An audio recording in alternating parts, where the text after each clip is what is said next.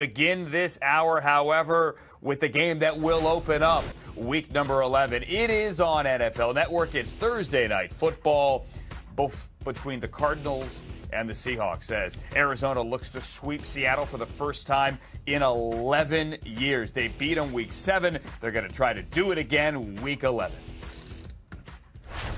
Yeah, this being my second year in the league, kind of getting a feel for last year playing people twice.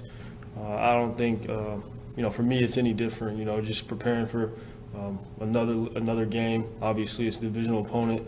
Anybody can be beat, no matter who you play. So for me, I just got to go out there and execute. Offensively, we got to go out there and execute, play good complementary football, and give ourselves a good chance to win the game. We just got to be on that same page and as a collective group. And I think that will help us. Obviously, they bring a lot of confusion and different things that they try to do, but there's also a lot of things that can happen because of it, and in a good way for us too as well. So I think that's the biggest thing that we have to be really clear on, just identifying stuff and making sure we're crisp. And a big thing as well here is on a short week. Hi there, Steve White, who made the trip up to Seattle today. On a short week, cutting down on the turnovers, because the last couple of weeks that has been the big Achilles heel for Russell Wilson. Yeah, Andrew, first off, kind of a stereotypical Seattle fall day. We've got gray, we've got rain. It could be like this come kickoff for Thursday night football. We'll see how that plays out. We also understand how important this is to see who temporarily gets atop the NFC West. But for Seattle, they've lost 2 straight. It is more important that they figure things out. And quarterback Russell Wilson, and talking with him, of course, it's gloomy and kind of gray here, but he was 100% glass full, bright and sunny. He said, look, it's not a health issue for me with the turnovers. Remember, he's got 10 giveaways the past 4 games, 3 fumbles, 7 interceptions. So it's not a health issue. It's him having to correct things. You also heard in that bite right there, he said blitz-wise and coverage-wise, they've also got to clean some things up because the Arizona Cardinals are coming with a lot of different looks. They've done that the past few weeks. One thing that could help out Wilson in this offense is possibly getting back running back Carlos Hyde, who practiced in full on Tuesday. Hyde has missed the past 2 games with a hamstring injury. Chris Carson, the starting running back, looks like he's still questionable with a foot. But Andrew, reestablishing the running game could really ease the pressure off of Wilson, who's been throwing it 41 times a game on average over the past 4 games. And these 2 quarterbacks are the story here, obviously, with defenses that have had issues. The 2 quarterbacks are amazing, Steve. First time through 10 games we've ever had 2 quarterbacks on the same field that have accounted for as many touchdowns. 56 combined touchdowns, and Kyler is riding high after last week. Well, he's riding high, and Andrew, 10 of those touchdowns have been rushing touchdowns. Let's not forget the Arizona Cardinals are the #1 rushing offense in the NFL. As much as we want to talk about the spectacular passing plays of Kyler Murray, and a lot of that is due to the read option. So I asked Seahawks linebacker Bobby Wagner about playing assignment football. That is different than reading your keys. And he said, look, against this team, you cannot bust an assignment because what normally could be a 2 or 3 yard running play turns into a 10 or 15 yard running play with Kyler Murray. So this morning on a conference call, I asked Cardinals coach Cliff Kingsbury about that, about the read option success, because they've got 6 touchdowns with Kyler Murray running the read option. He said, look, you can play it perfectly. When it's Kyler Murray, he is not going to let you make a tackle in the open field. So everything is all about the guy with his hands on the ball. Yeah, and you saw that last week. When he gets to the 2nd level, or even the 3rd level there, it's over. You're not going to get him. He's as elusive a running back at the 2nd or 3rd level as there is in the NFL. The problem is he's a quarterback, and when those plays break down, it's over. Steve White there in rainy Seattle. Stayed dry, my friend. Forecast for roughly a 20% chance of rain, as Steve mentioned, around kickoff. But they could have some steady rain early in the morning. Thursday in Seattle for Week 11. Cardinals, Seahawks right here on NFL Network, on Fox, and on Amazon Prime Video streaming as well. Coming up next, back to normal at Dallas with Andy Dalton. We'll tell you the latest on their quarterback COVID situation heading in to Week 11 and coming off a bye.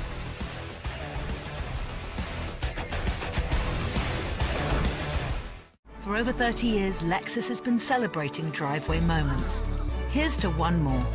The Lexus December to Remember sales event. Get 0% financing on all new 2020 and 2021 Lexus models. Experience amazing at your Lexus dealer. Modernization today, where the future workplace of today starts tomorrow. Awaken your Internet of Things with Wi-Fi booster crystals. I still don't have Wi-Fi. But don't you feel like you have Wi-Fi? At CDW, we get better ways to modernize, like Cisco Catalyst access points that are Wi-Fi 6 compatible and can help you improve reliability, increase capacity, and reduce latency. Cisco and IT orchestration by CDW. People who get it.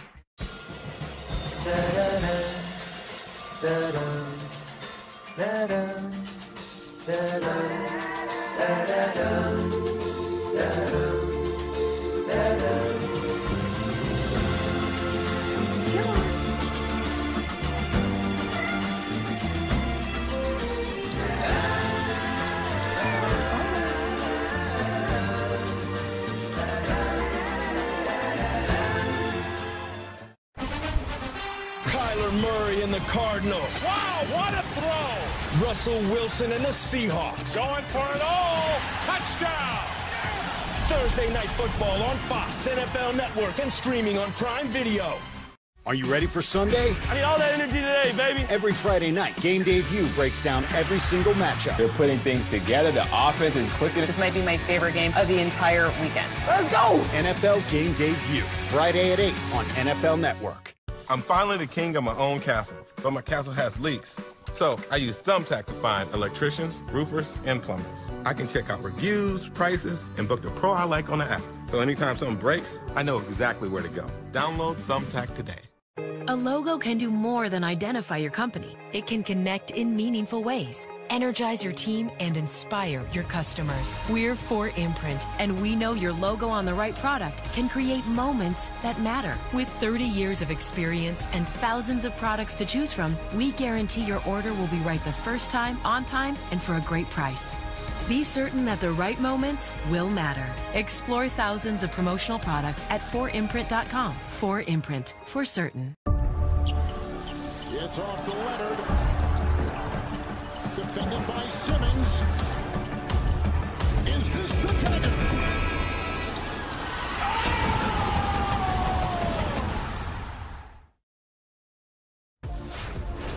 So this was Drew Brees from Monday night as Drew Brees tries to work his way back to the field after rib and, yes, a lung injury as well. Ian Rappaport says expect to see Brees on the sideline for at least 2 weeks. Here's what Sean Payton had to say this morning. No updates, Mike. I'm eating my bagel. I was hoping to be chewing it when you asked that question. For a long, suspenseful delay? Or? Just chewing the bagel. What kind of bagel? Is it everything bagel, or is it like sesame seed? Or? It's a poppy seed steamed bagel, which are hard to find, actually. With cream cheese? Yep. Okay, sounds good.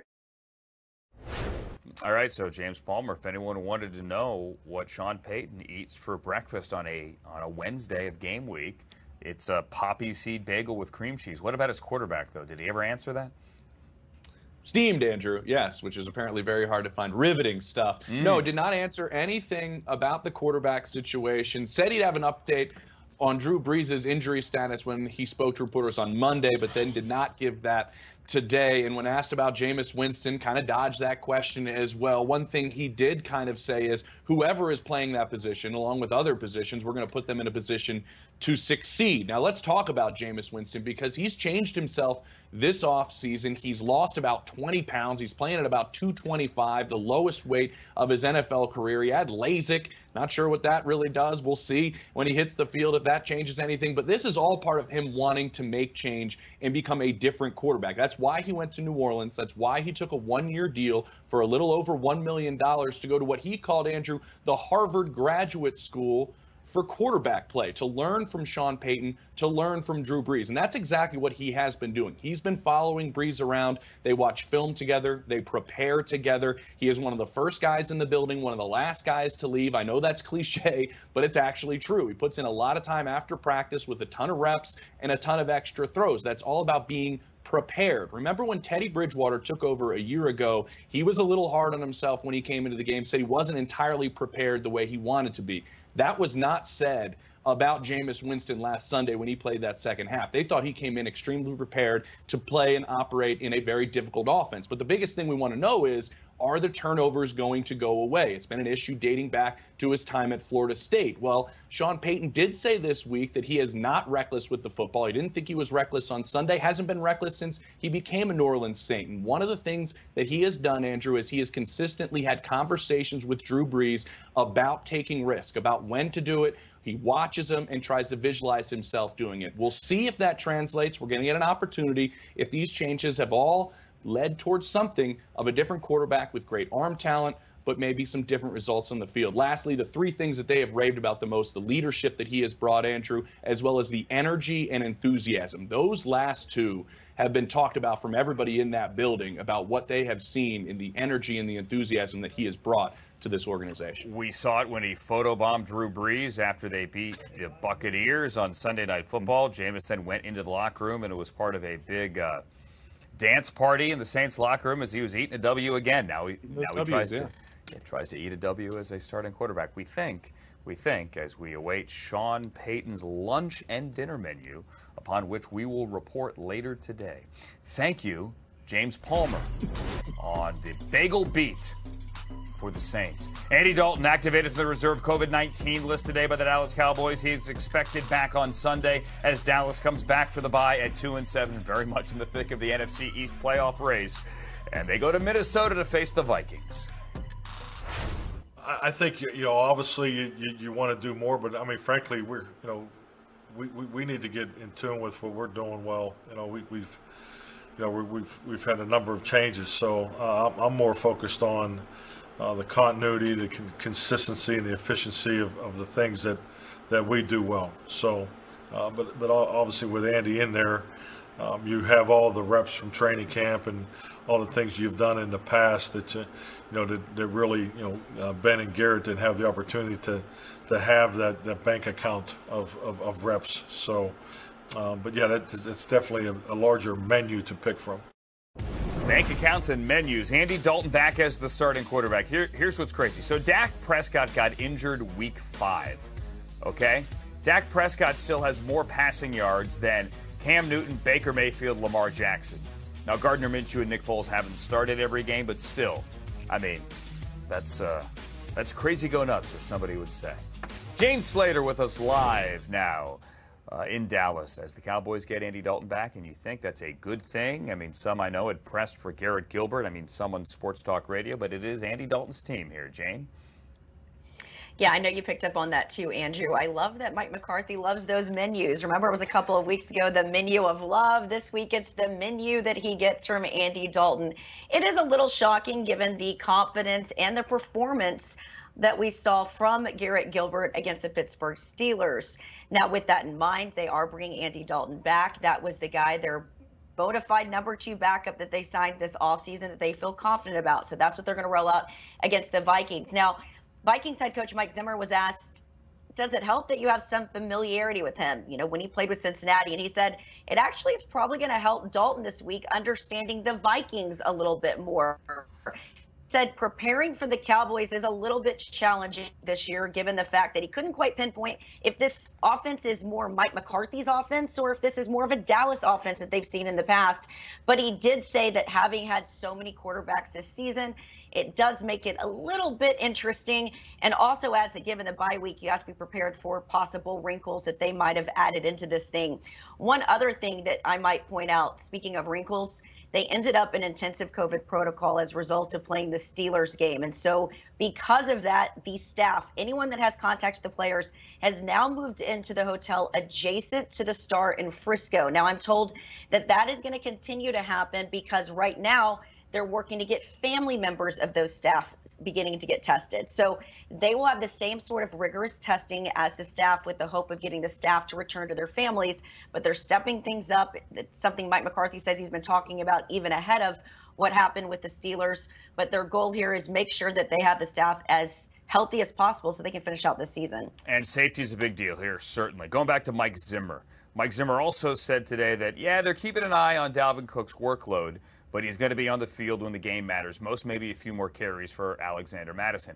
Against the Cowboys, I mean, any back has had success, Jane. Dallas is 31st in run defense. They really haven't stopped anybody.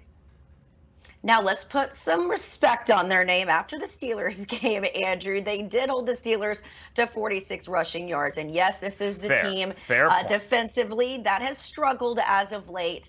But I think they are beginning to come around a little bit. And I think a lot of that's had to do with the fact that they are getting back some of their defensive starters. I think Leighton Vander Esch has helped sort of solidify that linebacker unit. Now, the one thing that we did hear today is that their cornerback, Trayvon Diggs, who's had an up and down year, but has really begun to start coming on a little bit more. He's been getting those tougher assignments back there as a rookie. He went to the IR this time with a foot fracture, but at the same time, they are getting Chidobe Awuzie back. He's been gone 9 weeks with a foot injury, interception against the Rams, so they will have him back there. But look, the area that they can exploit if they're able to shut down the run game is the passing game. The Cowboys gave up 309 passing yards to Ben Roethlisberger and company. And of course, when you got Adam Thielen in town, going to have to account for that. But we have seen some improvement from that defense as it relates to their performance, to their energy, something that Mike McCarthy has been encouraged by, and certainly the players have, because this thing was looking pretty flat to start. 2-7 at 4-5, a game with legitimate playoff implications for both teams in Week 11. Gotta love it. Thank you, Jane Slater there in Dallas as they are back from a bye. Playoff implications for the Vikings because they've now won 3 in a row, including a win on Monday night on the road in Chicago over the Bears, a game in which Kirk Cousins nearly threw for 300 yards. Ready for Dallas. They got a very fast defensive football team, some really good players. Jalen Smith is a super player. Lawrence, they got a lot of physicality up front. And offensively, obviously, they've got Ezekiel Elliott, who's a terrific runner. Their receivers are outstanding. CeeDee Lamb has added a lot to them. So we need to be on our P's and Q's and play good at home this weekend. Yeah, they do. Coming up next, it's Jameis Winston, right?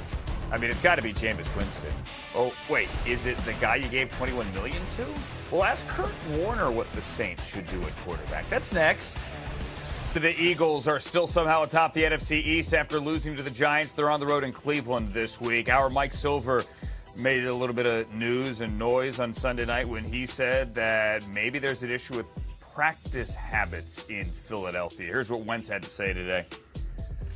Practice habits. Yeah, I mean, are my practices perfect? No. I mean, that's why it's practice. But as far as sloppy practice habits and those things, for one, I mean, you guys are out there every day, and then you guys are asked to leave. So the media's not even out there. So I don't know where that's coming from. But it is what it is. I know I'm not perfect. I know that's why it's practice, and I got to be better all the time. But I'm always out there working. And I know everybody else is. So I haven't seen any of that from myself or really from anybody. We're out there busting our tails every day. And do mistakes happen? Absolutely. But is that something that I've seen or that I'm worried about from myself or anybody else? No, I'm not. Hey, John McMullen and then Tim McManus. Hey, Carson. To kind of follow up with that, you've been playing here for 5 years now, so you kind of know the gig and how much outside talk there is. How much do you compartmentalize that? And as far as coaching, you've also been through different increments. And when people talk about hard coaching, how do you think that's changed for you as you've gone through these seasons? Yeah. As far as compartmentalizing, to be honest, I mean, I don't listen to a lot of the noise because all that really matters is inside this building. And I've made it a habit and a point of emphasis of staying off of social media for the past couple of years. And that's just, whether it's good or bad, it's just all that matters to me is the locker room, this organization, and how we're going to get better. And as far as coaches, yeah, I mean, we've seen a couple different personalities, a couple different coaches, coaching styles, everything. And I have a great relationship with all these coaches, and I think they all work their tails off just like us players. And honestly, right now we're just not hitting or clicking on all cylinders, but I'm really confident that we're going to get it turned around. Okay, Tim McManus and Zach Berman. Carson, you had mentioned a couple times this year the idea of trusting yourself, trusting kind of what you see on the field. Is that something that you're working through still? And what are your thoughts on what's leading to that and how to solve it? Yeah, I mean, I feel confident in my decisions and everything, and just trusting my eyes and my reads and progressions and everything. Is it perfect? No. I mean, I'm going to say the same thing over and over. Are there mistakes every week? For me, absolutely. And can it be better? For sure. But as far as just trusting my decisions and trusting, playing fast, trusting my instincts, obviously it's not going to be perfect, but I feel pretty good in a pretty good place mentally when it comes to that. Okay, Zach Brown and then Bo Wolf. Hey, Carson, I remember a few years ago, I think before the 2018 season, you mentioned completion percentage as an area you wanted to improve. So I imagine it's a stat you're at least cognizant of. You've been sub 60% here the last 5 games. Is that because of more downfield shots? Is it accuracy? How do you allocate? Or I guess how do you explain that? Yeah. I mean, it's a culmination of a lot of things. Are there missed passes and things I'd love to have back every week, without a doubt. Should that number be higher? Absolutely. I'd love to see that higher, and that's something for us offensively is just, positive plays, staying ahead of the chains, all of those things. And sure, can it be, taking shots, being aggressive? Can it be a lot of things? It for sure can. But do we all around here, myself included, strive for that to be much higher? Absolutely. And I'm looking forward to kind of getting that thing going in the right direction. And, I think that'll lead to a lot more success offensively and staying out of the 3rd and longs and those sorts of things. Okay, Bo Wolf and then Jeff McClain. Carson, on those sort of, misconnections, it seems like there have been a lot of them when you're targeting Miles.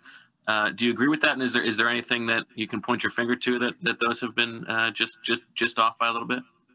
That's a good question. And we've definitely watched and talked a lot about it. I think, Miles and I got to just keep working, being on the same page, and I can be better. That's what I said. I mean, are there misses and things that happen out there every week? Yes.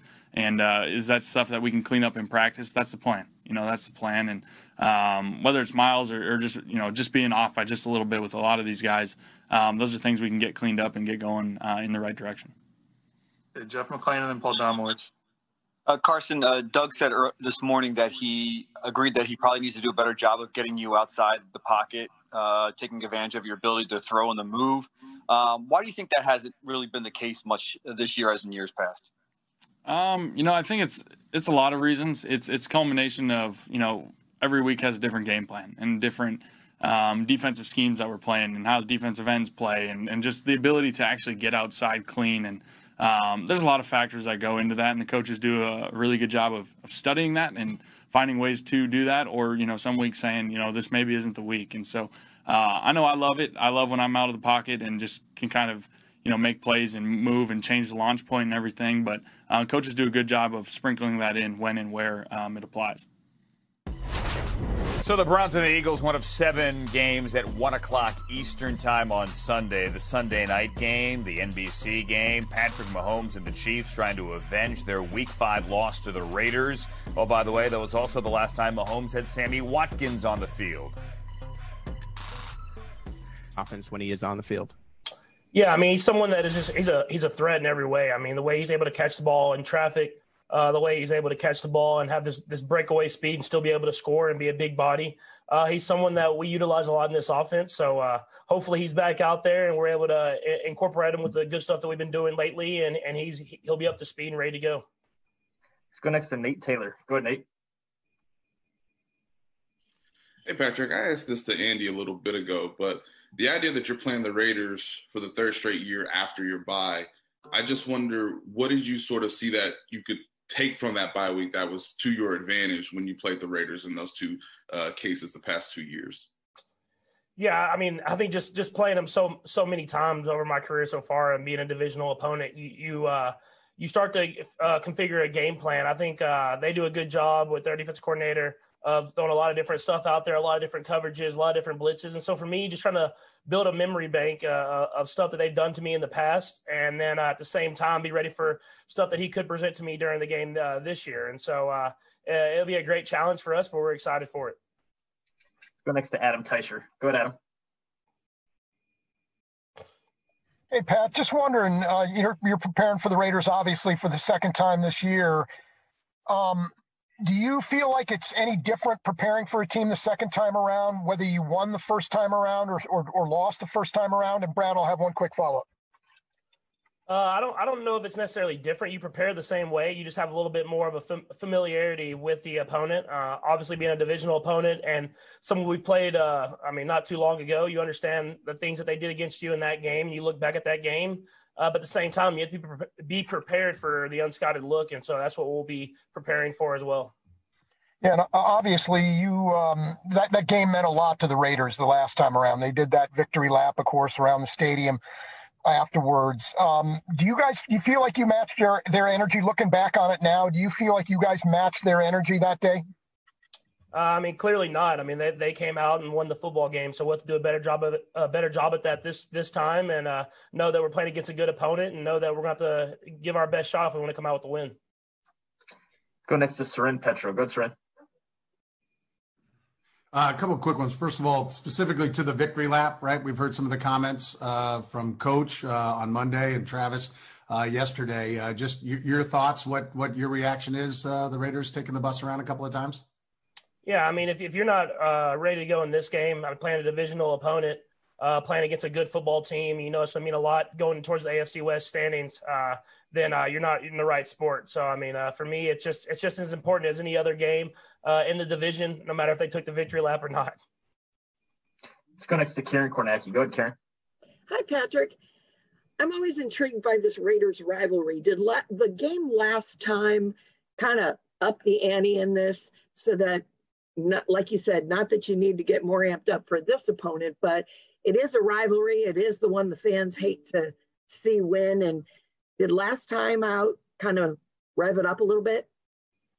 I think anytime you lose to anyone, the next time you play them, you want to win the football game.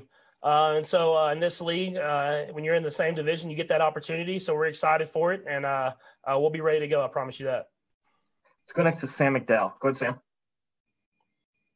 Hey, Patrick, on this one, if the answer is no, the answer is no. But I am wondering if you learned something about yourselves from this game, this loss against the Raiders the first time, that maybe you wouldn't have learned otherwise had you not played that game. Yeah, I think just the loss in general, it showed that we're not going to just show up to the field and win every single football game. We're going to have the mindset that we're going to come with our best effort every single week. And I feel like we've built on that the following weeks after that. And luckily enough, we'll get another chance, and we'll hopefully come with the energy enough to beat a really good football team. And if they beat the Raiders, they're going to be 15-1 in their last 16 games. Congratulations to Patrick Mahomes for deftly deflecting every question about the victory lap. Ian Rappaport says looks like 2 weeks now without Drew Brees for the Saints after the rib injuries and after the lung injury as well. NFL Network insider Ian Rappaport, the aforementioned, with us now on NFL Now. Ian, what's the latest on Drew? Well, for quarterback Drew Brees, he basically, Andrew, spent yesterday soliciting second opinions and trying to understand the full extent of his injuries. And remember, he actually came into the game on Sunday with a rib, at least one rib, likely two, that was already cracked. And then the hit you're seeing right there clearly exacerbated the problem. So he had his first opinion on Monday, learned he'd be out a couple weeks. And then yesterday, my understanding is that second opinion then confirmed the original opinion. So here's what we know on Drew Brees. He has cracked ribs on both sides of his body. He also has a puncture to his lung, not a collapsed lung, but a punctured lung. It's not like he was hospitalized or anything, but still a serious injury. Brees now expected to be out at least 2 weeks. Then the Saints will see how he is. And as of right now, no plans to put him on injured reserve. So you're going to see a lot of Jameis Winston going forward on Sunday. Certainly going to be a fascinating game for the Saints.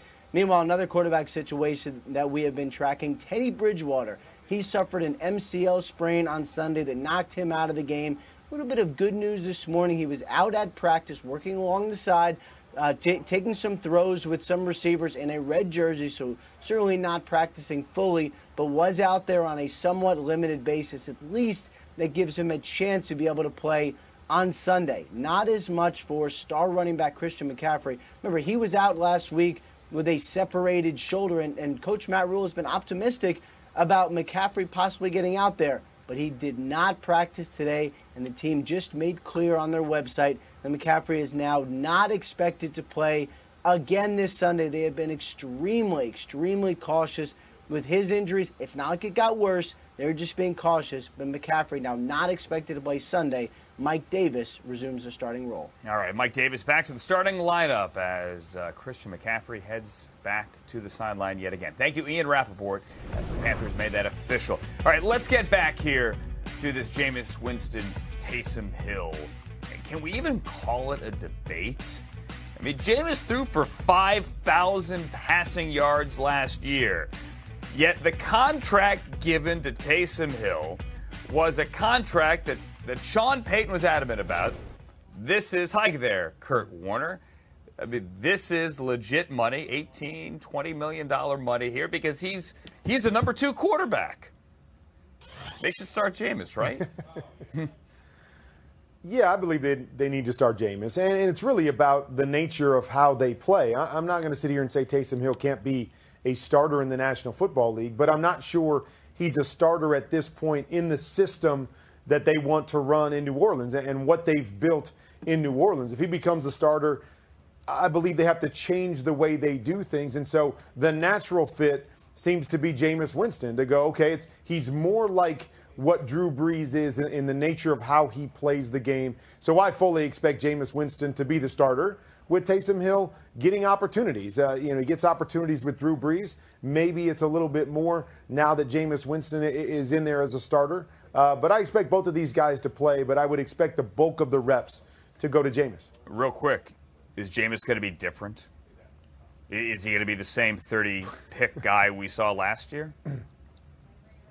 Well, the thing with Jameis Winston is he makes a lot of good decisions, Andrew. He sees the field really well, and he deciphers things really well. And I'm not going to say at Drew Brees level, but like a Drew Brees. The problem becomes, as you allude to right there, is he's got to be more judicial with some of those decisions where he thinks he can make every throw. And so I saw a couple plays in the game last week when he played where you thought, oh, wow, okay. He didn't force that down the field. He took the check down. Nice read. Get the ball out of your hands. And then there was another play in that game where there's a defender sitting right there and he throws it right into his hands. And luckily it got dropped. And so I think we all have that question is, can he learn and grow and mature and be more judicial with those opportunities when it's a tight window throw? I don't think any of us know the answer to that, and we're going to see if Sean Payton and Drew Brees and being around those guys helps to cure some of those ills. 111 giveaways since being taken first overall in 2015, which is the most in the NFL over that span.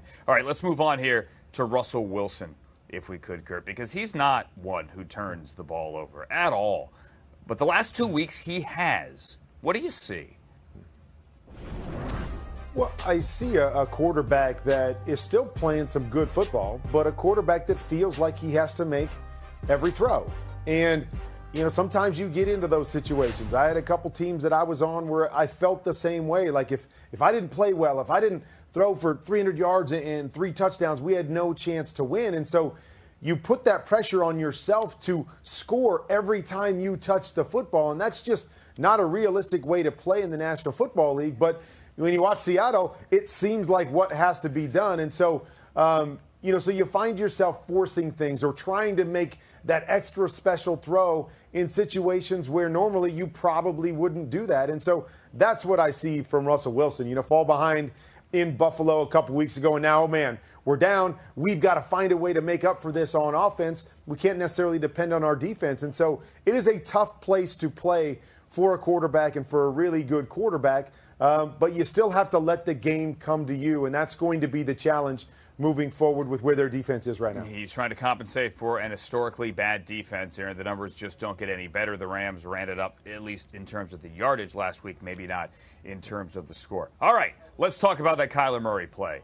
Hands down, I think the most exciting play of the year, save for Budda Baker and DK Metcalf in Week 7. I want to compare Kyler's Hail Murray, Kurt, to the guy that I think we all agree is like the master of the Hail Mary, and that is Aaron Rodgers. So let's run a couple of tapes here. One of them is Aaron Rodgers against the Cardinals. The other one is Kyler on Sunday. Which one's better?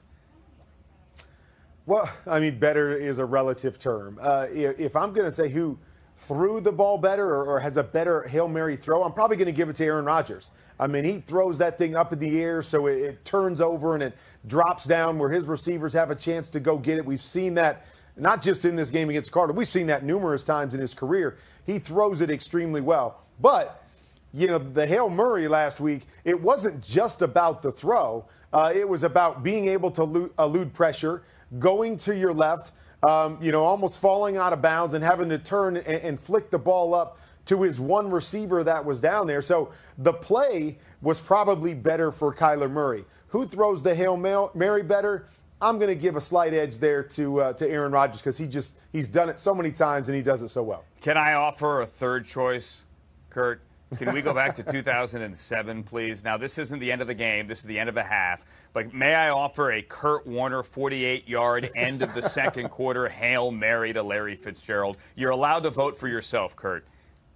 You cannot offer that one. That was not pretty in any way, shape, or form. Oh, come on. But, look at that. That's a thing of beauty. It got the job done, and that's really all that matters. But, yeah, I mean, athleticism doesn't compare to one. Arm doesn't compare to the other. So I appreciate you trying to give me a little bit of love there, Andrew, but there's no comparison there. I mean, come on. You guys went to the locker room. You were stunning the 49ers at that point, 21-17. Granted, they rallied and you guys lost. I'm sorry. In overtime, it's 13 years. I'm sure you're over it. But, Kurt, come on. Pat yourself on the back. We set it up for you every now and then. You know, it's not like Daniel Jeremiah taking these just totally unwarranted jabs at both you and Rich on Sunday. I mean, what is that? We're here to put you on a pedestal, Kurt. That is true. Yeah, we welcome in DJ, and then what's he do? He finishes it with a couple shots. So yeah. I do appreciate that. Any Hail Mary is a good Hail Mary, Andrew, so I will take that love. I appreciate it. Okay. Would that be a game-changing play? What's the stat? Oh, yes, a game-changing play. GCP. That is no doubt a big-time GCP. If you can hit, you can hit a Hail Mary. There you go. Teamwork, Kurt. We watch. Kurt Warner, our Hall of Fame quarterback. Thank you, sir. Coming up next on NFL Now. On NFL Network, there's a logjam of the AFC. I'm telling you, some of these six-win teams have a chance. Some of them don't. We'll tell you which. Cynthia Freeland next. Kamara, as fantasy owners rejoice. Malcolm Brown. Oh, what a hole. His second of the game. Touchdown. 34 yards for Daniel Jones. Devontae Adams, touchdown. Chubb. He'll be arriving in the end zone. Oh, he stepped out of bounds at the 1 to run the rest of the game clock out. Jacobs going. Jackpot, baby. It is good, baby. Matt Prater sends it through from 59 yards out. And it is caught. Adam Thielen, left-handed grab. The Pittsburgh Steelers remain unbeaten with a decisive win. Murray back to throw. Slips a tackle. Jump ball. DeAndre Hopkins caught it. You can't cover no touchdown. Miraculous. It's Murray magic. So there are 15 teams, 15 in the National Football League with at least 6 wins. 9 of them are in the American Football Conference. Cynthia Freeland crunched the numbers. The Chiefs and Steelers are obviously going to make it. Likely the Bills and Ravens as well. Then everything is kind of in a log jam. Let's try to make sense of that log jam. Hi there, Cynthia. We'll start with the Colts here. 6-3. You have them at 67.5%. Talk to me about the Colts. Okay, so the thing you need to know is that there's a good combination of being an efficient running team on offense and having a good defense. I wrote a lot about it in my article. You can see a lot more details. But those two things make a higher probability of making the playoffs. So when you look at the Colts, one thing that really stands out is an excellent defense. They've allowed exactly 0 touchdowns with 6 interceptions and a 17.1 passer rating. That's the lowest in the NFL when they're pressuring opposing quarterbacks this season. This is a great sign for what's to come, and it makes a nice up arrow on their stock in terms of making the playoffs. Okay, there are a lot of people that think the Dolphins have a very, very big up arrow right now as well. We have the Dolphins at 58.6%. Cynthia, they've won 3 in a row. And I am another person that believes that they have a nice, strong up arrow in their favor. Why? Again, because of their defense as well. They're really good at blitzing over the last 3 games. They allow an 85.9 passer rating when blitzing. That's 7th lowest in the NFL. Remember, it's the combination of efficient offense and a really good defense. Now, one can be a little bit more important than the other one. And for the Dolphins, right now, their defense is really driving their wins. It's been 3 in a row under Tua, to clarify. It's been 5 in a row overall there for the Miami Dolphins. The Chiefs, we all knew. We all knew what you were talking let's about. Fill in the blanks here. The Chiefs, Cynthia, are trying to avenge their only loss of the year. The flip side of that is the Raiders are trying to sweep Kansas City. The Raiders are trying to make the playoffs. Talk to me about them and their defense. So both things are true, as in I have the Kansas City Chiefs winning this week, and the Raiders are also in really good position to make the playoffs. Their pass defense has been excellent. They've allowed just a 56.1 passer rating when pressuring quarterbacks. That's the 6th lowest in the NFL. You saw it in that first matchup with Patrick Mahomes. They made him hold on to the ball for almost a second longer than his average. This is a main reason why their defense is really helping them. And by the way, they have the #1 third down offense. So the combination of both of those things is driving their up arrow to make the playoffs.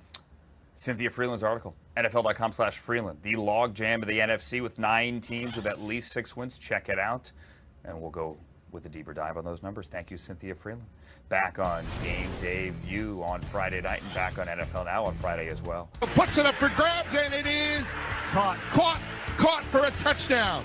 Yeah, Bills lose. There were 3 guys around him, and the Bills couldn't stop it. Unbelievable finish. Jump ball, and it is. Is it caught? Is it caught? Oh my goodness, it's caught! DeAndre Hopkins caught it! He caught it for a touchdown with 1 second left! I can't believe it! You've got to be joking me! You can't cover Duke! You're not going to be able to cover him! Throw the ball off! That's what Kyler Murray did! He extended the play with his legs and just chucked that thing! He's got 2 frying pans for hands.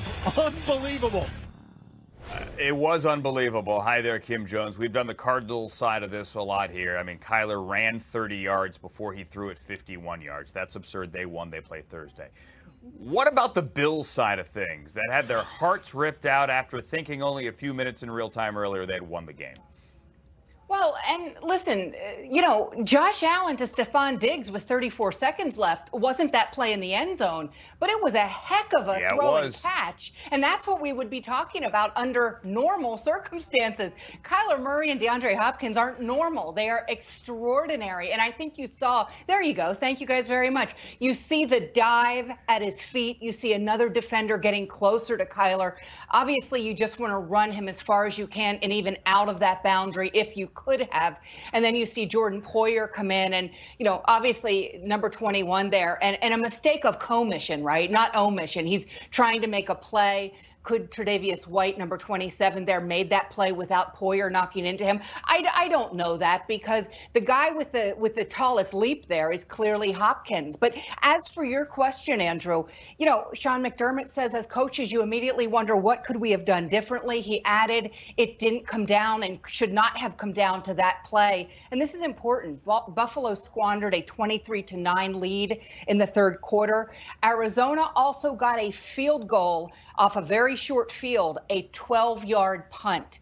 So clearly the Bills can look at their own errors and mistakes, but we all know what the highlight of that game was, and that was the last play. Yeah, there's 2 ways to look at this because they have a bye this week. It's, hey, good to catch your breath and reset. The other side of it is, man, after that, I wish I can get back out there and beat somebody again this week.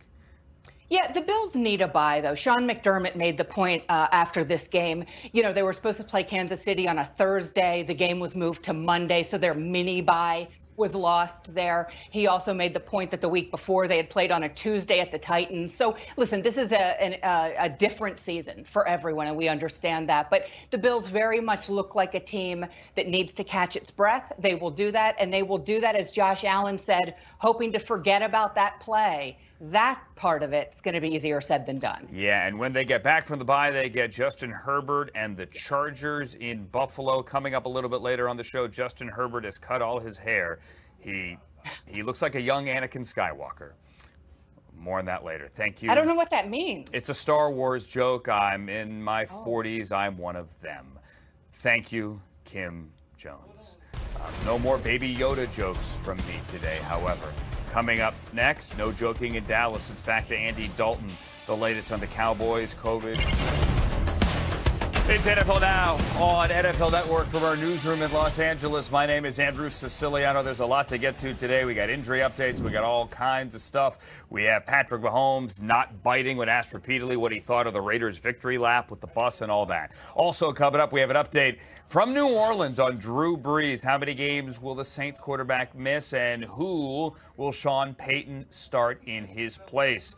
We have a preview of Thursday Night Football. We are live in Seattle ahead of the Cardinals and the Seahawks round number 2. And what Carson Wentz had to say today as the Eagles tried to win a game in Cleveland and stay atop the NFC East. But we begin with this shocking and breaking news out of Los Angeles. That is 22-year-old quarterback Justin Herbert, who now appears to be 14. He has cut his hair.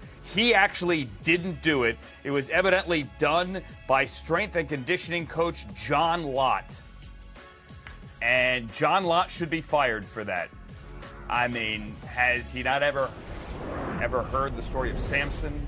Justin Herbert looks like a young Anakin Skywalker that will later tonight win a pod race on Tatooine. Meantime, in New Orleans, Drew Brees is expected to be out at least 2 weeks, so says our NFL Network insider Ian Rappaport. He has not just one rib, how much for 2 ribs, and a lung injury as well, which means we think Jameis Winston at starting quarterback. Ian Rappaport, Mike Garafolo, we've figured out the technical gremlins. It's great to have both of you on the program. Ian, hi. What do we know about the New Orleans quarterback situation? I know a lot more about the New Orleans quarterback situation than I do about whatever weird Star Wars reference you just made. Okay, about, just pump your brakes. Quarterback who got a haircut during quarantine. Star Wars is a big franchise here. Keep going, Ian. Okay. He looks like a young Anakin Skywalker. Look, can we put that back on the screen my here? My wife had to cut my hair for several months, okay? I can't throw shade on a guy just because his strength and conditioning coach has to do whatever the heck he Leah did to with Justin a Flowbee did a better job than John Lott with whatever rudimentary, it looks like he used a lawnmower on the poor kid. Leah's very talented. Yeah, Leah's very talented. Props to her. Anyway, let's talk about Drew Brees, whose haircut is, I don't know, looks like a 40-year-old who doesn't all have it. Anyway, Drew Brees had a second opinion on Tuesday on his ribs, and this is something, of course, we've been talking about for really the last several days. He came into the game with at least 1, possibly 2 cracked ribs, and the hit you see right there led to some more internal damage. And what the second opinion showed was that he has cracked ribs on both sides and a tiny puncture in his lung. Not a collapsed lung, but a puncture in his lung. It's not like Brees was hospitalized for this. As far as his timetable, I'm told he's out at least 2 weeks, and then they will see how he feels, which means you're going to see a lot of Jameis Winston in an audition to resurrect his career, all of a sudden making Saints games even more fascinating than they already were. All right, so Jameis Winston and Taysom Hill, and I said yesterday on the air, I guarantee you at one point today or on Sunday, we will see Taysom Hill throw a pass to Jameis Winston. Write it down. Garafolo, there's been a lot today about the Giants and their offensive line coaches. Help me make sense of this story. Well, here's what happened. Joe Judge, and I mentioned this on Good Morning Football Weekend a couple of days ago, recently decided to do something that we've seen Bill Belichick do in the past, and that is when a certain position group needs your help as a head coach. It's just not performing up to snuff. You kind of devote more time there. So that's what Judge has done in recent weeks, and the offensive line has played better, but he's the head coach. He can't sit there and coach one position group way more than the others week in and week out. So what he decided to do, Judge that is bring in Dave DiGuglielmo, who interviewed for the job that went to Mark Colombo as the offensive line coach. These were his 2 finalists.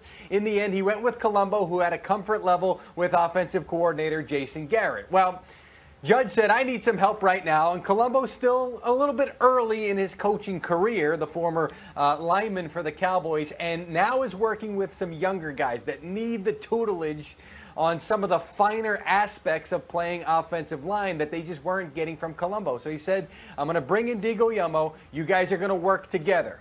Mark Colombo, I am told via sources, did not appreciate that, said some things to Joe Judge that you're not supposed to say to your coach. and that resulted in his dismissal. Now, I know there's a report out there about a fist fight.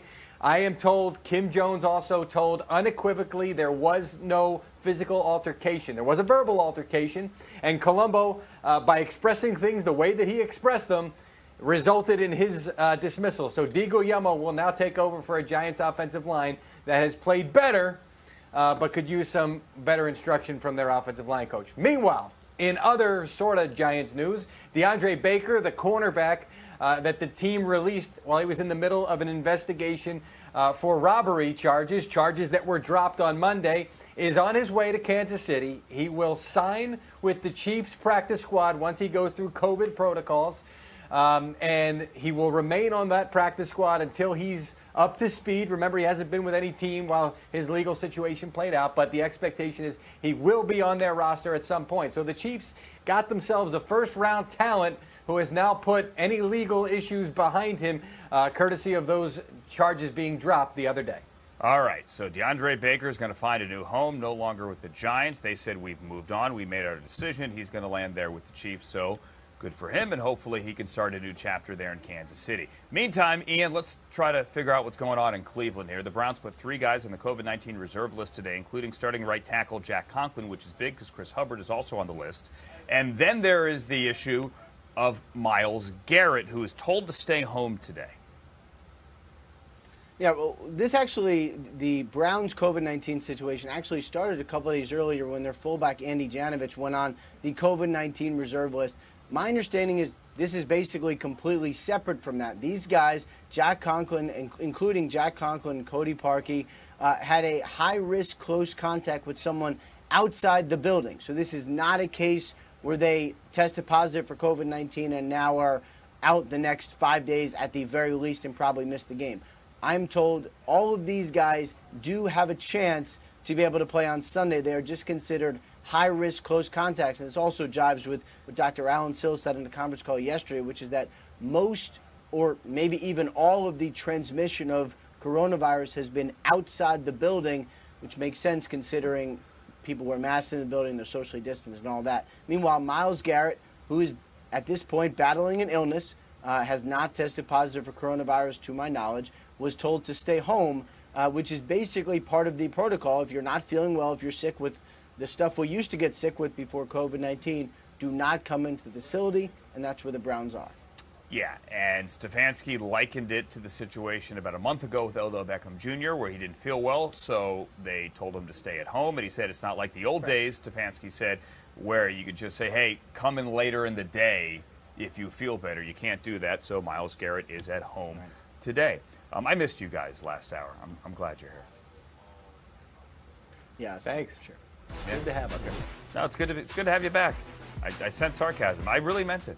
Andy Dalton is also back. Activated today from the COVID-19 reserve list in Dallas. So no Garrett Gilbert and no Ben DiNucci. It is Andy Dalton, the veteran quarterback, this week against the Vikings.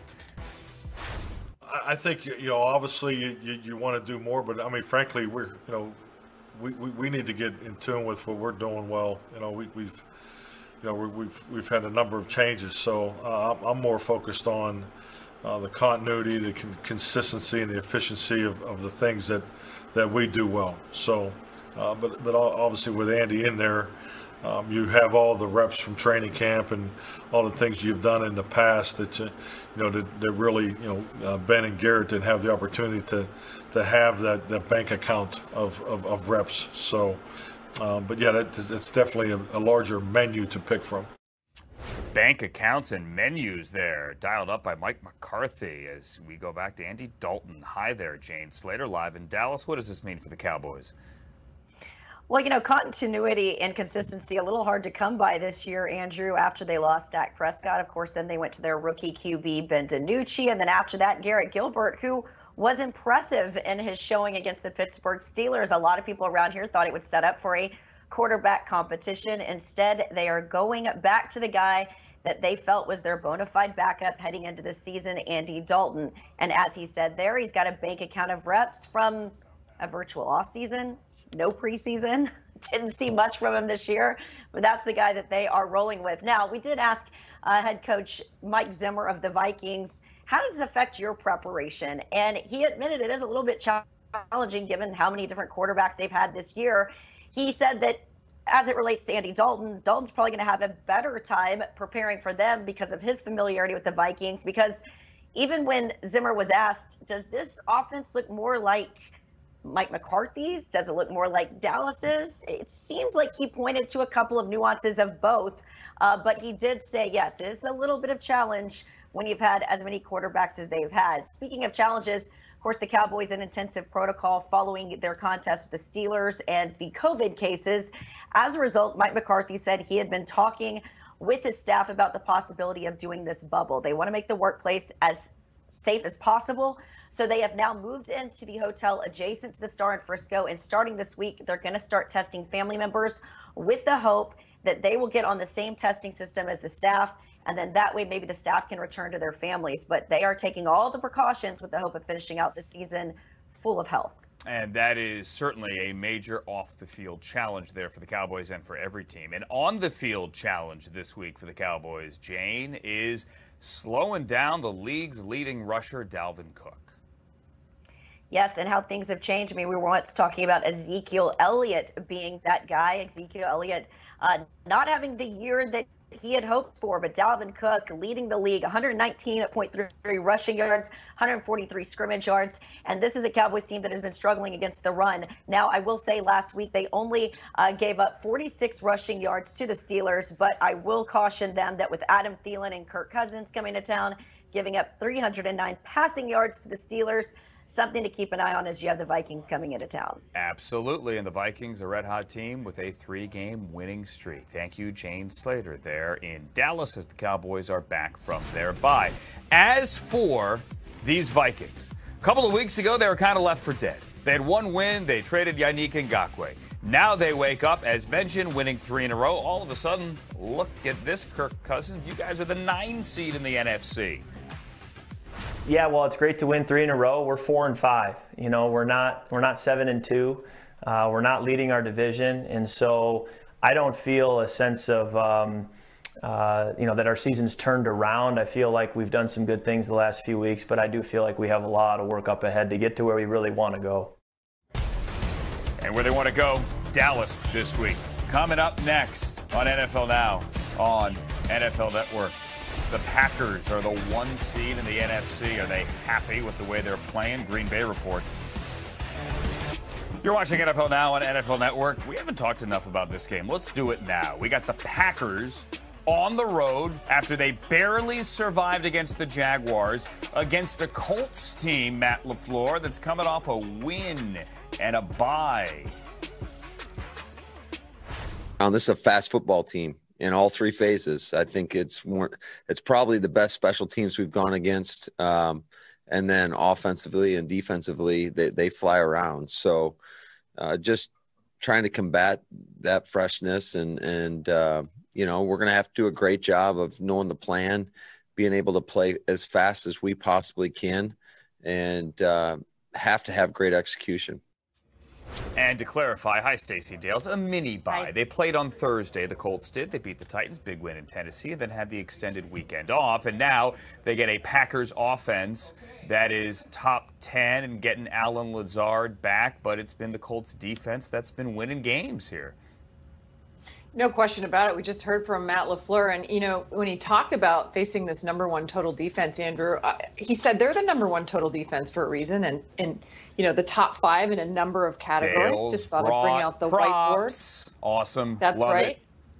Just to give our viewers a peek at just some of the numbers that Matt Eberflus's defense are just so adept at this season, I thought it was really interesting, Andrew, to listen to head coach LaFleur, because he has incredible respect. They all play together, he said. They attack the ball. Obviously, with that defensive line, it's the speed. And I thought a couple of the keys are things that I'll be tracking throughout the course of the week in the conversations that I have. Make sure we get positive plays offensively. There can be no wasted movement, no hesitation from this offense heading into Sunday in Indianapolis. Every single yard you get, you earn against this Colts defense. And he said, we've got to play vertical and fast. So what a matchup we have. Aaron Rodgers, who leads the NFL in passer rating, against the #1 defense in football. Yeah, what is that Indianapolis staff saying about getting after Aaron Rodgers? Frank Reich was throwing out all the superlatives today, all the nice things. Oh, my goodness. He was. I just love listening to head coach Frank Reich, who obviously played the position himself at such a high level. And to hear him talk about the arms of Aaron Rodgers, his ability to obviously make every throw. His feet don't have to be set. I mean, he's going to make that throw downfield no matter what. He gets it out faster than anybody I've ever seen. Think about that coming from Frank Reich. He gets the football out faster than any quarterback I have ever seen. That is high praise, especially when you're coaching a future Hall of Famer in Phillip Rivers. And, you know, as far as Justin Houston, interesting to hear from him today, the defensive end for these Colts, Andrew. He was asked, what's the biggest key against Rodgers in this offense? You've got to be disciplined. He's known for the hard count. He wants to make the defense jump off sides. And certainly they're going to have to play with discipline. He sees things so quickly, Aaron Rodgers does, that you have to be sound on the back end, sound in the middle, and sound up front, which this defense has been. I cannot wait to drive to Indy and see this game on Sunday. Aaron Rodgers, again, leading the league in passer rating. He did that when he won MVP just a few years ago as well. This is one of those, I don't want to call it a sneaky good game. It's a game that needs a little more attention. Stacey Dales, therefore, is driving to said game, Chicago to Indianapolis. Thank you, Dales. Be sure to bring the whiteboard and the briefcase. Now let's look at it from the quarterback perspective and hear from Phillip Rivers, because Phillip has also been playing great football. Matter of fact, Frank Reich today said elite accuracy for Phillip Rivers. Here's what Phillip has to say about Aaron. It is special. The guy's unbelievable. Obviously, the career he's had, and you know, the big plays, and I could go on and on with what makes him awesome. I think the number that stands out to me is just how few of interceptions he's thrown in all these years is quite remarkable, especially with as aggressive as he is, and you know, pushing it down the field, and what a great, you know, passer he is, pure passer from deep to short. So it is special. All right, so there, we did Colts-Packers, and coming up next, we're going to tell you more about our big game tomorrow. The Cardinals, the Seahawks. Last time we saw them, we had a classic. Picked off by Baker at the 5, running left to the 10 to the 20. Nobody's going to catch him unless Metcalf can. He is sprinting. He is running. The chase is on. 30, 40, 50. Metcalf might catch him at the 30, at the 20. Baker trying to outrun him. He dives and he catches him. DK Metcalf catches Buda Baker. Metcalf finally gets to him inside the 10, near the 5-yard line. DK Metcalf, oh my goodness. He's too fast. He's too fast. How'd he catch my... We're so excited about Thursday Night Football because we had a classic Week 7. The game went to overtime, and remember, Russell had the ball with a minute to go. They're at midfield, and then Isaiah Simmons made a play. The first-round pick gets his first career pick. Oh, shucks. And then Russell's got to go Hawks to the bench and watch Zane Gonzalez, who had missed earlier, and Zane's going to nail it. Pete Carroll has been swept by the 49ers once, been swept by the Rams twice. He's never been swept by the Cardinals, Cliff Kingsbury, or any coach. I think it is fortunate, schedule-wise, that we do play, you know, one of the best teams in the league and a division rival in Seattle. We know going up there with a talented team, you know, Pete Carroll, one of the greatest coaches of all time, that we better snap right back into it and get down to business. And that's not, wasn't hard to do with our team. They came back focused, understanding the great challenge we had ahead of us. So I definitely think playing a team like Seattle helped us snap back into reality really quickly.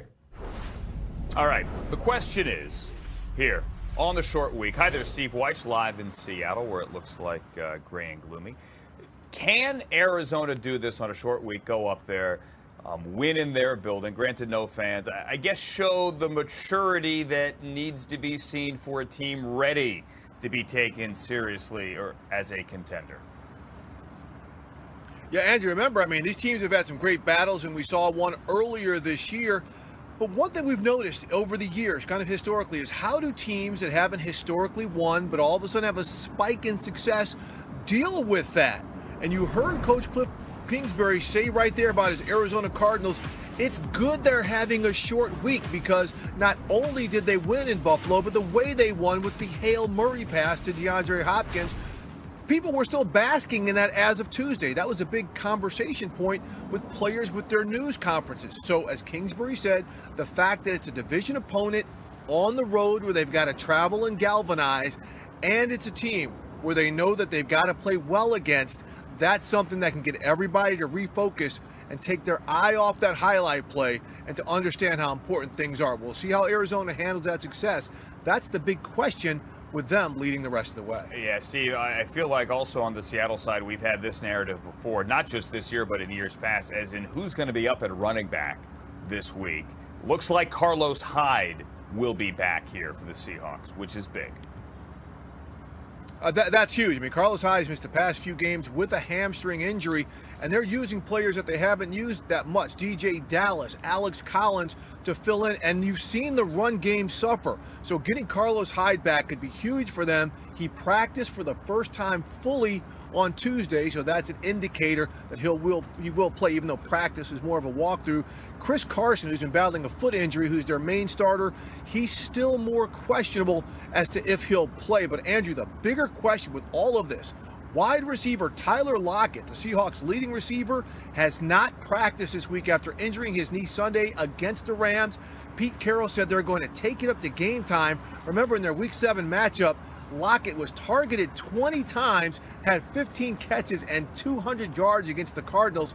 If he can't play, that is not good, because as big of a star as DK Metcalf is turning out to be, 3 catches in 3 career games against the Cardinals, number 2 in the earlier game of the season when Patrick Peterson really locked him down. Totally different story here, Steve. Russell Wilson and his lovely wife Sierra are teaming up on a fragrance. Have you seen it in stores there as you walk around Seattle? Yeah, no, stores are closed down. They're playing it safe. So that this is clearly a mail order thing only, Andrew. Give me your address and I'll shoot you some. Pick me some up, or at least if you're on TNF First Look tomorrow, that's your assignment. Can you go find it? And we want a show and tell, okay, by Thursday. Yeah, no. That's up for our producer Jeff Collette to get for you. I think he's big on that.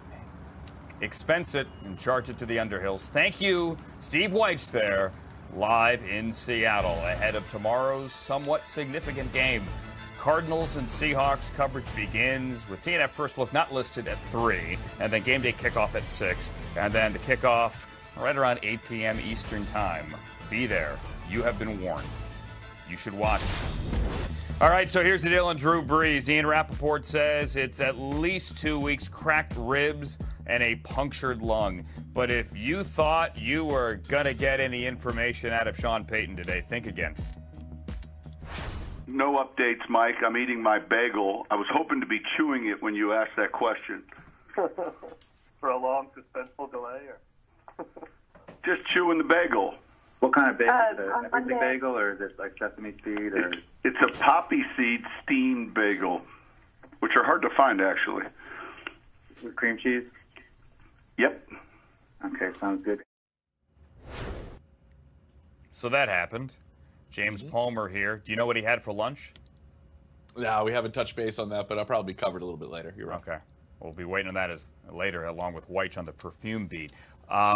Regardless of who plays quarterback, and we think it is going to be Jameis Winston here, obviously we've seen it. They have so many guys to spread the ball around to. Drew Brees connected through passes, I believe, to 12 different guys on Sunday night 2 weeks ago. And that is what the New Orleans Saints have the ability to do, whoever's going to be the quarterback. And all week, and it started on Monday when Sean Payton said it doesn't give us any advantage at all to tell you guys who's going to be playing quarterback for us. And obviously that makes a lot of sense. But whoever's in that spot does have an unbelievable supporting cast around him. And we can just go through the list. You look at Alvin Kamara, who right now could be the front runner for Offensive Player of the Year. And Jameis Winston went to him regularly and utilized him in the second half when he came in relief of Drew Brees. And then there's Michael Thomas, who's last year's Offensive Player of the Year. And on top of it, keep an eye on Emmanuel Sanders and Jared Cook. And I mentioned Sanders in particular, Andrew, because when you look at what Drew Brees is doing this season, 5.8 yards per attempt. That's lowest in the NFL. Jameis Winston from 2016 to 2019, Over 10 yards per attempt. No other quarterback was in that realm. Do they play to Winston's strengths of going downfield, or do they utilize the offense that Drew Brees has put in place with Sean Payton, and you see Winston play in that manner? You have all of these weapons around him, as well as the mind of Sean Payton. What they do as an offense to put guys in motion pre-snap to help the quarterback out, to really uncover what the defense is doing, is another advantage. The last part, Andrew, is whoever's playing quarterback, who they're going against. No team in the next 4 weeks has more than 3 wins. It's Atlanta, Denver, Atlanta, Philly. So also for Taysom Hill and Jameis Winston to have the Atlanta Falcons, a team that they both are very familiar with, playing 2 of the next 3 games, a good key for their replacement as they wait for Drew Brees. With the Falcons trying to win 4 out of 5 here, though, under Raheem Morris. So they have been playing better football of late, and certainly they know Jameis, as he's a divisional foe, formerly with the Buccaneers. Thank you, James Palmer, on the Saints quarterback and bagel beat. Coming up next, the Eagles were beat 10 last week. Now what, as they head to Cleveland? What Carson Wentz, what Doug Peterson had to say next. Here's why that loss to the Giants was so big. Yeah, they are still atop the division, but the Eagles' schedule is not getting any easier. You got the Browns, the Seahawks, the Packers, the Saints, the Cardinals. That's the next 5 weeks. So it's time to start winning. Mike Garafolo back with us on NFL Now. Carson Wentz hears the noise, Mike. There is a lot of noise. There's a lot of noise, and there's a lot of noise in his ear this year. I heard Mike Silver talk about that the other day. Talk about it in relation to Doug Peterson, saying there's a lot of voices in Doug's ear right now, and maybe that might be ruining his ability to be a consistent presence as a head coach. I would say, I'm looking at this Eagles coaching staff, and they've got a number of guys trying to help with Carson Wentz, and it's almost like too many chefs in the kitchen right now. I mean, that's the one thing that I would sense with this Eagles coaching staff as we get beyond this season. I mean, at this point, it is what it is. You can't really change too much midway unless you're the Giants and it's the offensive line, which we saw today. But with the quarterback, you can't really start to change things drastically at this point. So I think the Eagles carry it through with this coaching staff and then address it in the offseason and figure out a way to better instruct Carson Wentz and get him back to the point where he was playing freely a couple of years ago. Still haven't seen that ability to get him working back the way that he was back in 2017. And Peterson was asked over and over today, like, how do you do this? How do you do this with Carson? He's like, we got to coach better. We got to play better. I mean, like, Doug was as calm, I think, as I have seen him the last couple of weeks when the questions get repetitive during the press conference. They got to go to Cleveland and stop the run this week as well. The Browns had 2 backs, Mike, both Kareem Hunt and Nick Chubb back from IR, go over 100 last week. Which was normal for them early in the season to have both of those guys producing and rush for upwards of 300 yards on the ground before Chubb got hurt. So, yeah, this is going to be the huge key for this Eagles team. And I almost feel like coming off that Giants game, look, they gave up 161 and 150 in 2 games on the ground against the Giants. So I feel like this defense has been able to respond over the last couple of years when they're really backed up and they know that they have to perform. I go back to earlier this season against the Rams when Sean McVay pretty much had their way. It was one of the worst defensive performances, at least in the first half of the game, that I've seen from this Eagles team in recent memory. And then seeing how many yards on the ground they gave up early against the Giants. I think their run defense responds this week. And I think they respond kind of like they did after that Rams game. They played extremely well against the Bengals. Yes, I know it's the Bengals. I understand that. But that defense responded that week. 48 rushing yards allowed, 8 sacks. And they were the reason that they tied that day instead of losing. I could see this defense really bucking up and playing well against the Browns. Question is, are they going to play well enough on the offensive side of the ball to win the game? And it bears repeating, they are expecting more bad weather and more rain in Cleveland this coming Sunday. Stefanski was actually asked today, do you think you could win a game without throwing a pass? Like, honest question. And he said, no, this day and age, that's probably not going to happen. But we could see on Sunday. Thank you, Mike. Handoff, Gallman runs right into, no, Jones keeps it, he runs left to the 20, 10-5, and he's in for the touchdown. 34 yards for Daniel Jones, he faked me out again. Jones goes around the left end, and this time he doesn't fall down, and it's a Giant touchdown. And Daniel Jones with a 34-yard touchdown run, and the Giants are in front 6-0. All right, so you remember what happened week 7, right? Daniel Jones tripped and fell, and we all had a laugh, and it was the funniest thing ever. Well, then they came back, and they did it again next week. And you would think the Giants would have seen it coming. But as I've made a lot of Star Wars references today, they did not use the Schwartz. Defense broke down on that play. You guys know I don't assign individual blame, but first game it was a little bit of a surprise. They ran out of a formation we hadn't seen before, but it was embarrassing in this game because they ran out of the exact same formation, and we fit it wrong. And the guy that's supposed to be there for the quarterback wasn't there. Nobody else got off any blocks, and he made us pay with a touchdown. Kim Jones, you and I were talking about this on Monday. How does that happen? And I was really, really hard on the Eagles that day, Monday, with you, Andrew, and to the point where after the show I was like, was it a little much? I don't see the Eagles a whole lot. But then I heard what Jim Schwartz said in the clip we just played. He essentially echoed the idea that it can't happen. And let's take a look one more time at that play, week 7, under 9 minutes to go in the third quarter. And there is an ocean of open field for Daniel Jones. I know the turf gets him. They did score a touchdown on that drive. So that was a big play that the defense loves it. That was a big play that should have signaled to an Eagles team that was going to face the Giants again 3 weeks later. Daniel Jones is a threat to run, and he can really hurt us with his feet. Well, now let's look at this past Sunday again, where Daniel Jones, now Jim Schwartz called it the same formation. I think there was actually a little bit of a difference, but it was certainly the same kind of play. It was a zone read out of play action, and Daniel Jones again gets the better of that defense. And when you look at that play, it went a long way in determining that game. The Giants on Sunday jumped on the Eagles, and as Schwartz said, after it was 14-0, we couldn't get it even again. So did they lose the game on that play? That's probably a little bit dramatic, Andrew, but you can really make the argument that it went a long way in costing the Eagles a game that they really would have loved to have had when you look at these NFC East standings. They are led in rushing right now at the bye. The Giants are by Daniel Jones, who has 384 yards on the ground. All right, so that's one part of his game. What about the other Daniel Jones parts of his game here? Kim, where's the progress so far as we're at the bye?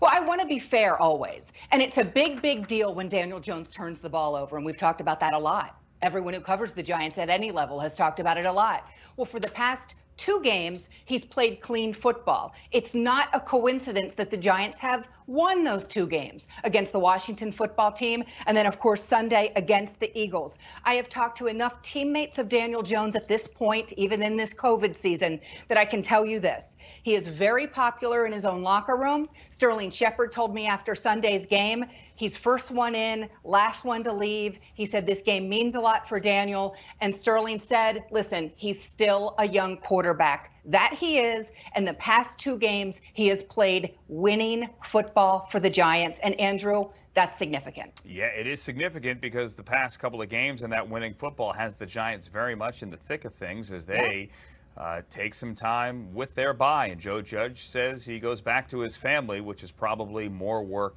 than it was coaching a football team. So some levity as well. Thank you, Kim Jones there with the Giants. Big one for the Ravens. They have to go to Tennessee. Rather, they get the Titans at home, the team that knocked them out of the postseason last year. So you have a reigning MVP against the team that knocked them out last year, coming off a bad loss Sunday night in New England. I mean, we just wanted to score points during the game. Our offense, we were driving the ball, but we wasn't finishing. That'd be one of the biggest takeaways, I took from the game. Like, we just got to finish drives. And, hopefully that's what we're going to do this Sunday. We got to score points, finish drives, score points. Then the game will be different. But I think it was pretty good other than that. We seen, little things on tape. Like, we could have, probably put them away, during the game. But it was just like hiccups. We hit, little penalties, little miscommunication, stuff like that. We hit those, and I feel like the game would be, like I said before, different. Some fun on the podium today in Pittsburgh. Remember yesterday Mike Tomlin said that it's not like they're playing a MAC team this week in Jacksonville. Well, Ben Roethlisberger went to a MAC school, said he'd fire back once he figures out what conference William and Mary is in. Ooh. He also said they're not worried about a perfect season. Well, personally, we're not trying to, the goal isn't to go undefeated, right? The goal is to win a Super Bowl. And so we're just going 1 week at a time. We're not worried about anything other than this week. You look at past history of this game, and it hasn't been pretty for us. We have yet to play a really good game against these guys. And so, I'm hungry to come out and get this game. Hey, forget about the Carson Wentz negativity, the fact that he leads the league in turnovers from a Cleveland perspective here. Because Kevin Stefanski, once he talked about their COVID issues today, had nothing but praise for the Eagles quarterback. I have a lot of respect for Carson Wentz. I think he's an outstanding football player. They're getting healthy now, which I think plays into the entire offense's ability to be efficient and score points. But he's someone, I've seen it with my own eyes, that kid can make every play with his feet, with his arms. So he definitely has our attention. Hey, it was great to see Alex Smith back out there. Washington did not win, but Smith made his first start in 2 years this past week against the Lions. This week to get the Bengals. Today is actually the 2-year anniversary of his horrible leg injury. Yeah, and look at it and really be critical of myself. Really felt like, I kind of checked another box that I'm capable of playing, winning football in this league. It's a matter of doing that consistently, though, and like I said, still plenty to build off of and grow. But yeah, for me, definitely another level of comfort there, knowing that what I am capable of. I felt really, really good out there in all those situations that come up over the course of a game. So yeah, excited, like I said, moving forward here to this next week and the challenge that it brings. We go to the Lions and the Panthers now. Matthew Stafford not expected to do much today. He has a thumb injury. Tom Pelissero reported that. Meantime, what about Teddy Bridgewater? He is on the practice field today. Limited sprained MCL is what we're saying, Matt Rule. I think the good thing is, as I've said all along, is we feel really confident in both guys.